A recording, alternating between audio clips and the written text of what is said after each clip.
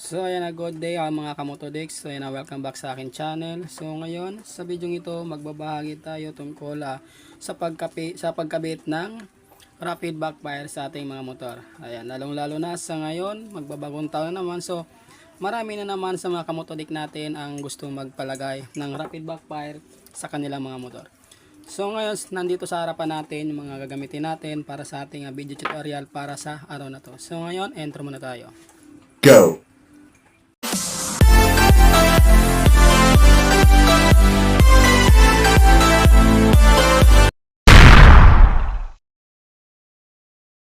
So ngayon na nga mga guys, ayan, nandito isa-isay natin yung mga dapat ikabit natin sa pagkabit ng rapid backfire sa motor. So ngayon bago ang lahat, kung hindi ka pa nakapag-subscribe at bago ka lang sa aking YouTube channel, ay huwag kalimutan na pindutin ang subscribe, nandyan lang sa baba ng video na to. At pindutin mo na rin ang notification bell para lagi kang update sa bagong video i-upload kagaya nito. So ngayon, pasok na tayo. Isa-isayin ko muna mga guys. So ngayon, ito yung ating relay na gamitin. So ayan, horn relay na 4 pin. So pwede rin naman yung 5 pin. Meron niya number 30, number 86, 85, saka number 86. At may sa taas niya ay number 87. At meron din tayong socket relay. So ito yon. So itong socket relay, lagay natin dito yan.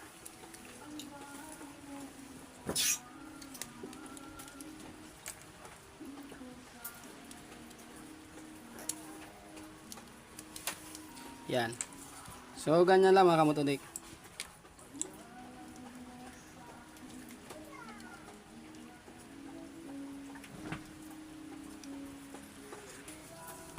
So yan nga, ayan, ikabit na natin yung socket sa relay. So nandito yung interrupter relay. So ito yung kailangan natin sa pagkabit ng rapid backfire.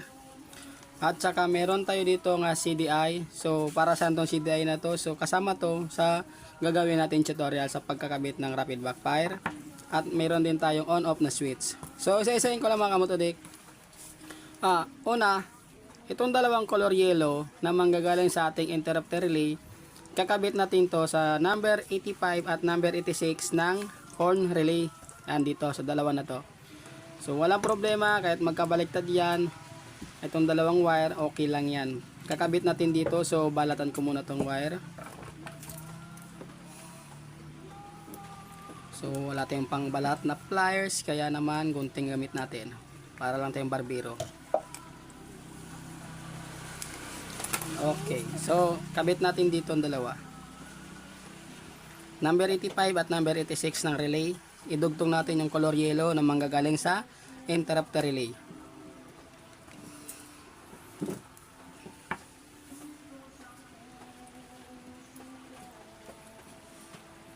So ayan, ikabit na natin. So lagyan natin ng electrical tape.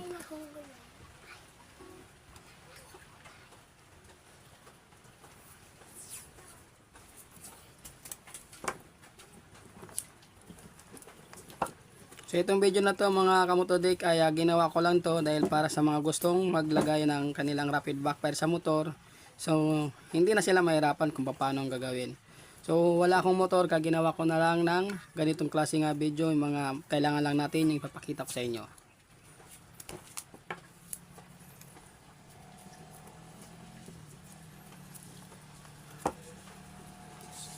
So ayan, ikabit na natin yung interrupter relay sa horn relay. So ayan na. So may natitira tayo yung dalawang wire.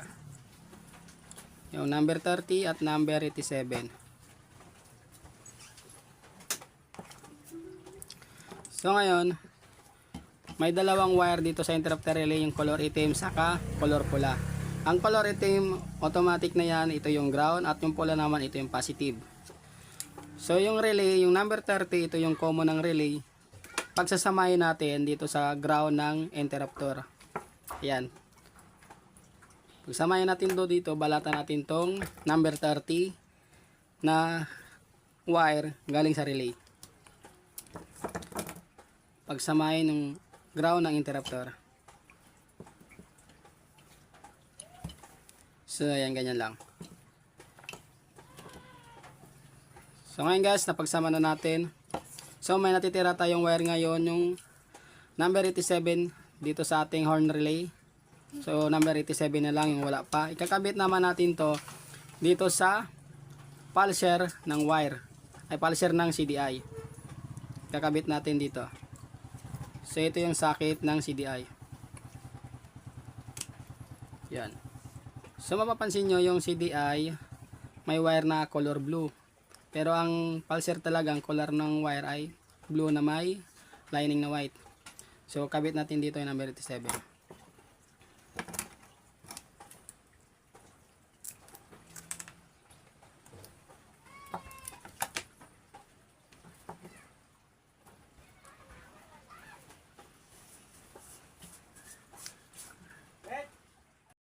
So yan na nga mga kamotodek, naikabit na natin yung 87 ng relay dito sa pulser ng CDI. Ayan. So kung napapansin nyo mga kamotodek, ay yung pulser ng CDI magkasunod lang sila ng ground. Yan, ito yung ground ng CDI. So ngayon mga kamotodek, gagawin natin yung pinagsama natin na ground ng interrupter relay saka number 30 na common sa relay ay pinagsama natin.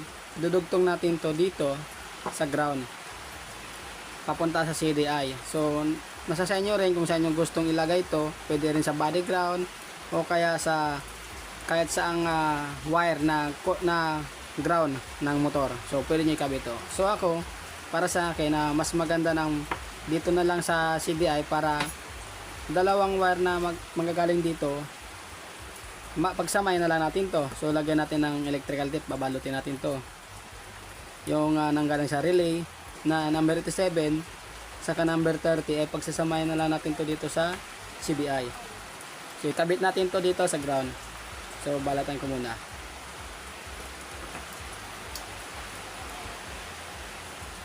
So ayan mga kapatid, ganyan lang.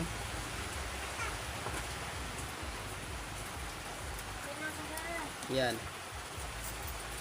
Ang nabalatan na natin, kabit natin sa ground yung number 30 ng relay at saka yung ground ng interrupter. Yan, pinagsama na natin. Yan, ganyan lang mga kamotodik. So ngayon may natitira tayong isang wire dito sa ating interrupter. Ayan, yung kulay pula. So positive to mga kamotodik.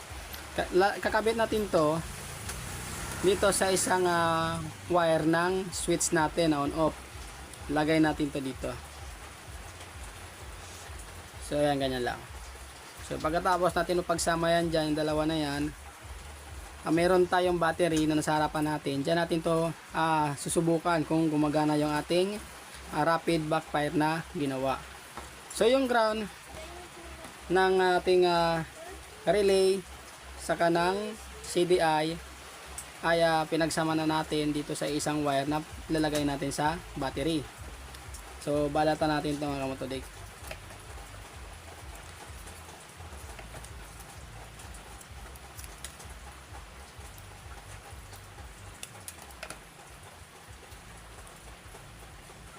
So ayan, ganyan lang.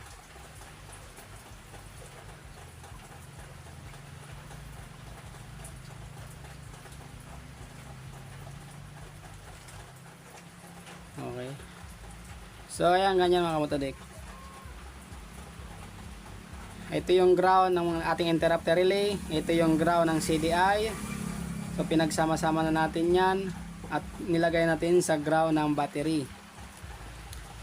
At saka yung positive ng interrupter relay, dinugtong natin sa wire ng switch na on-off.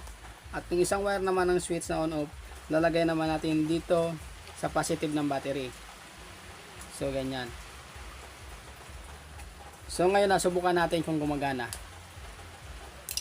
So ayan. Ayan mga kamotodik, gumagana. Pag pinag-on mo yan, gagana yung ating rapid backfire. So patayin natin. So buksan ulit.